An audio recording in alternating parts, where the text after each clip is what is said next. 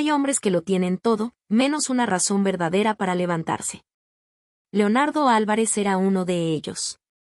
A sus 38 años, dueño de una de las constructoras más grandes de Buenos Aires, vivía rodeado de cristal, acero y sonrisas ensayadas.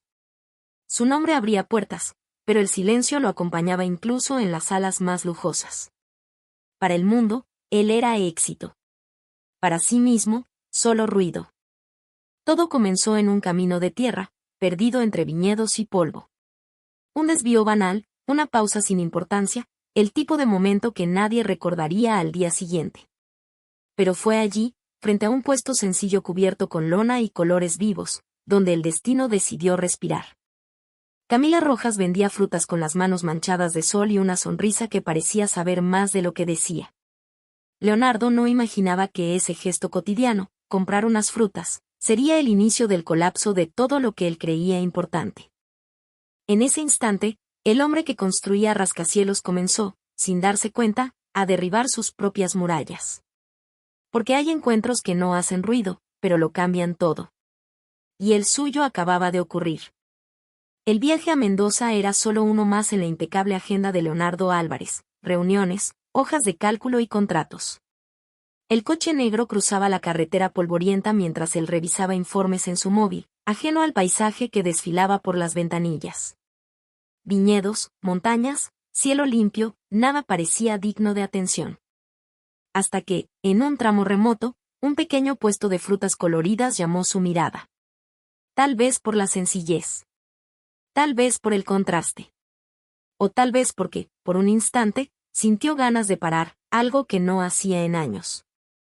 Allí, bajo el sol de la tarde, estaba Camila Rojas. El cabello recogido de cualquier manera, la mirada firme, las manos rápidas organizando duraznos en una cesta.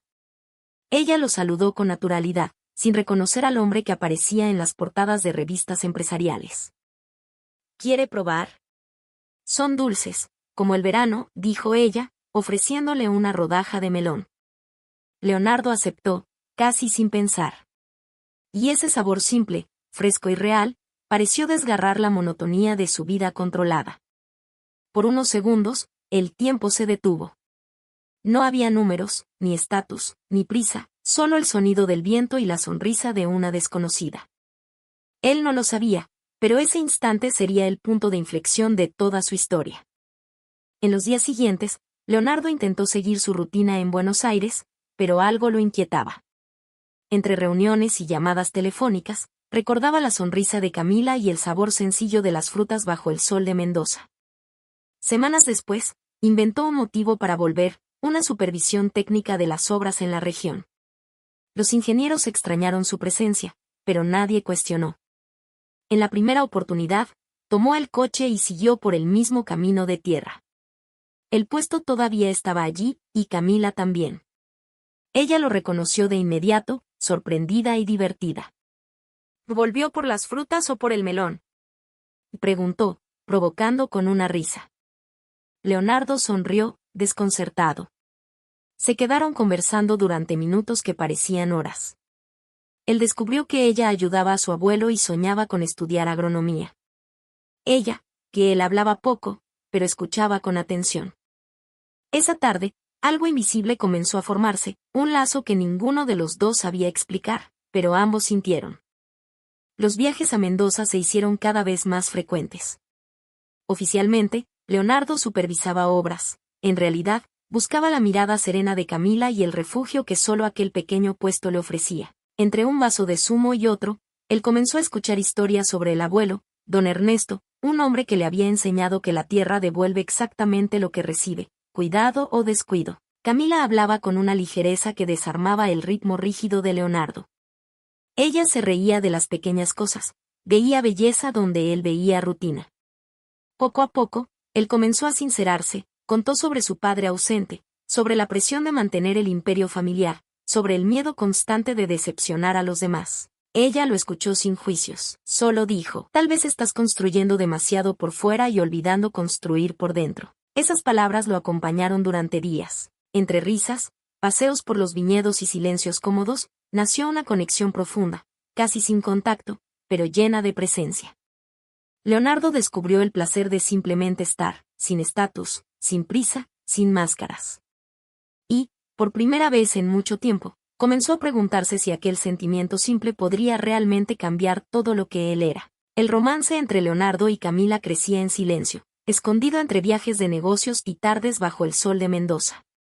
Pero el secreto no duraría mucho. En una reunión en Buenos Aires, Martín Vega, su socio más cercano, hizo un comentario sarcástico mientras hojeaba un periódico local. Así que es verdad. El gran Leonardo Álvarez ahora anda comprando frutas, y amor en el interior. Risas discretas se extendieron por la mesa. Leonardo intentó ignorar, pero el tono de burla calaba más hondo de lo que le gustaría. Ocúpate de la empresa, Martín, respondió, frío. Mi vida personal no es tema de balance, pero la noticia se propagó. Fotografías de baja calidad surgieron en blogs y columnas sociales. El magnate y la vendedora de frutas. La historia se volvió un chiste entre inversores y cenas de la alta sociedad. Camila, al enterarse, se sintió angustiada. No por vergüenza, sino por temer el impacto en la reputación de él.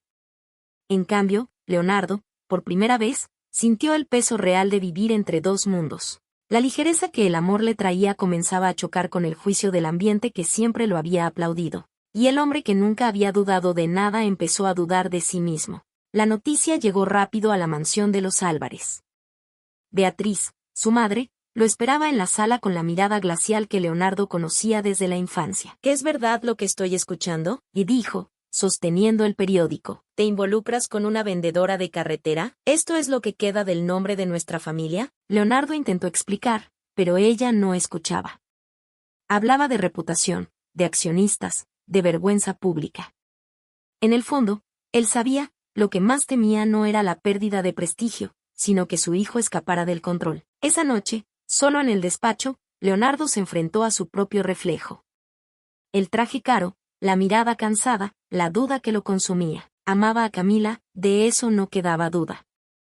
Pero ¿hasta qué punto estaba dispuesto a enfrentarse al imperio que ayudó a construir? Por primera vez, se dio cuenta de que la prisión nunca había sido la empresa. Era él mismo. Los días siguientes se convirtieron en un torbellino de silencio y distancia. Las visitas de Leonardo a Mendoza cesaron de repente. Se hundió en reuniones y estrategias de contención de imagen, intentando controlar lo que ya era incontrolable. La prensa explotaba el escándalo, los socios presionaban y Beatriz lo vigilaba con una mezcla de desprecio y preocupación. Camila, por su parte, sintió el peso de la diferencia entre sus mundos. La gente del pueblo cuchicheaba cuando veían su nombre en los titulares. Don Ernesto, con la sabiduría de quien ya ha vivido demasiado, solo dijo, a veces, el amor necesita distancia para entender su propio tamaño. Una mañana, Camila escribió una breve carta. No quiero ser la razón de tu ruina. Aprende a ser libre primero, luego vuelve, si aún quieres. Dejó la nota en el puesto y desapareció. Cuando Leonardo regresó, encontró solo el papel y el vacío.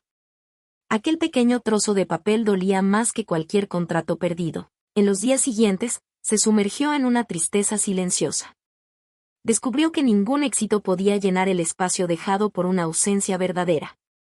Y, por primera vez, el hombre que controlaba todo se dio cuenta de que había perdido lo esencial, el amor que lo hacía sentirse vivo. El silencio de Camila resonaba más fuerte que cualquier ruido de Buenos Aires.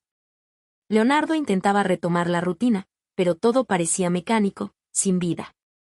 Hasta que, una mañana, fue sorprendido por una entrevista en vivo. Los periodistas querían saber sobre el romance con la vendedora de frutas y el impacto de esto en la imagen de la empresa. Las cámaras apuntando hacia él, los socios observando entre bastidores, y su madre mirando desde casa. Todo lo que representaba su antiguo mundo estaba allí, esperando que él lo negara. Leonardo respiró hondo. Podría mentir, proteger contratos, preservar las apariencias. Pero luego recordó la risa de Camila, el olor de las frutas, las palabras de don Ernesto. Y sí, dijo, mirando fijamente a la cámara, yo la amo, y si eso me hace menos empresario, que así sea. Prefiero ser un hombre completo que un hombre vacío. El estudio se sumió en silencio. En ese instante, perdió millones en inversiones, pero ganó algo que el dinero jamás compraría, paz. Camila mirando desde lejos, lloró. La valentía que él tanto temía por fin lo había liberado. Y el hombre que vivía de apariencia se volvió, al fin, verdadero ante todos, incluso ante sí mismo. Meses pasaron desde la entrevista. El escándalo desapareció de los titulares, reemplazado por nuevas polémicas, pero el impacto en Leonardo fue permanente. Vendió parte de la constructora y dejó la presidencia.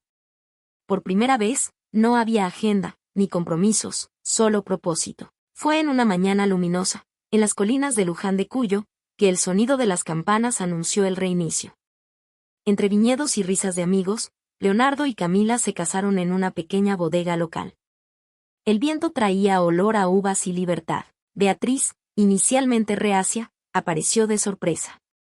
Observó a su hijo sonriendo sin necesidad de fingir, emocionada, finalmente se acercó a Camila. «Gracias por devolverme a mi hijo a sí mismo», susurró. Leonardo abrió una fundación dedicada a apoyar a pequeños agricultores y productores locales, inspirada en las lecciones de don Ernesto, quien observaba todo con orgullo silencioso. El hombre que un día se detuvo solo para comprar frutas ahora cultivaba raíces.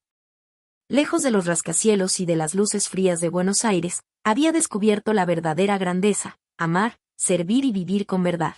Y entre las montañas de Mendoza, Leonardo Álvarez, al fin, estaba en casa. A veces, basta una parada inesperada para cambiar toda una vida.